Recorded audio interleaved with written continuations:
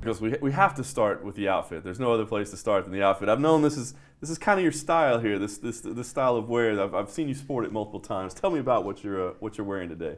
Well, it's just not a jumpsuit, but like sweatpants and a top that I like. It's a Danish brand that made it, and the first time I saw it, I was just like, I need to have this. Like, it's a bit crazy, but it's a bit bold. It's a bit bold. It's very comfortable, and yeah, it turns a couple of heads, but I just enjoy wearing it, and I like the print. So, funny enough. Well, let's go back to your last fight. Obviously, a very exciting fight. No, it didn't necessarily turn out the way you wanted with a draw, but you showed a lot of character in that fight too. So, kind of, what lessons did you take out of that? Well, I think the primary lesson I took out of it was that if I just believe in myself, I can overcome like more or less everything. Because that was happened in the fight. I started doubting myself in the second round because I couldn't find the range. I felt like nothing worked.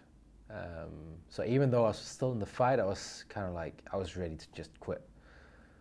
And then my coach, who I've been working with through 10 years, he reignited my own self-belief. And then I came out in the third and tried to knock his head off. And that really taught me that even though I'm doubting myself, I still I have the tools to do it.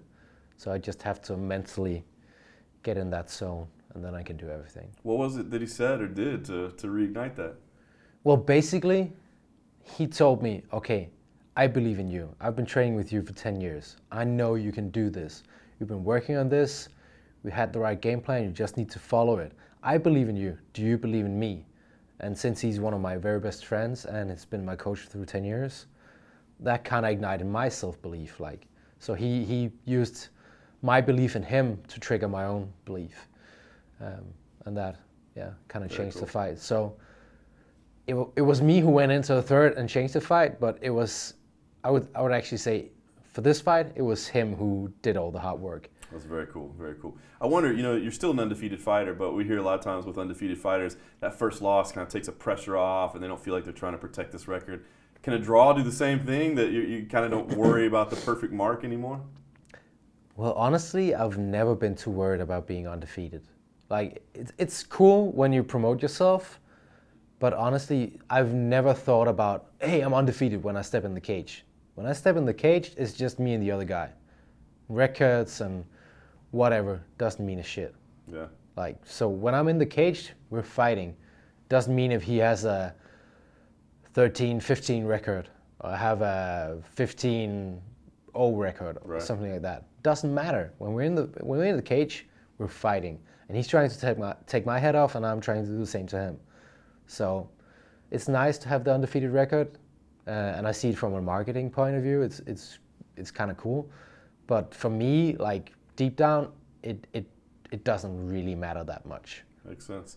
You picked up a nice bonus check that night for the effort. Did not to delve too far in your personal finances, but did you get to have a little fun with the money? Yeah, I put quite a bit to the side, but yeah, I took my girlfriend to Los Angeles for New Year's, and we went to Vegas for UFC 195, and went down to San Diego after that to train a bit. So yeah, had some fun. Very cool. I saw this week too, you've got a passion for photography as well as fighting. Yeah. Tell me about that. What do you want to know? Yeah, I mean, how did you kind of fall into that passion? And is it something you're trying to do maybe professionally after you get done, or is it just kind of a hobby for you? All right, yeah. Yeah, I picked up photography almost around the same time I started doing MMA.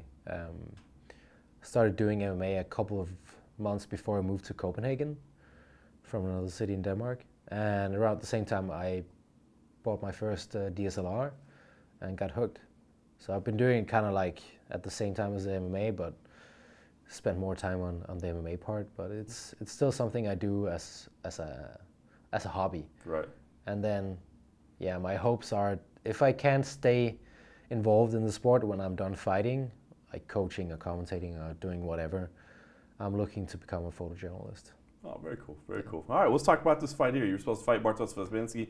That changed out. Did it adjust your training? I mean, are you one of those guys that train specifically for an opponent, or you just keep doing what you're doing?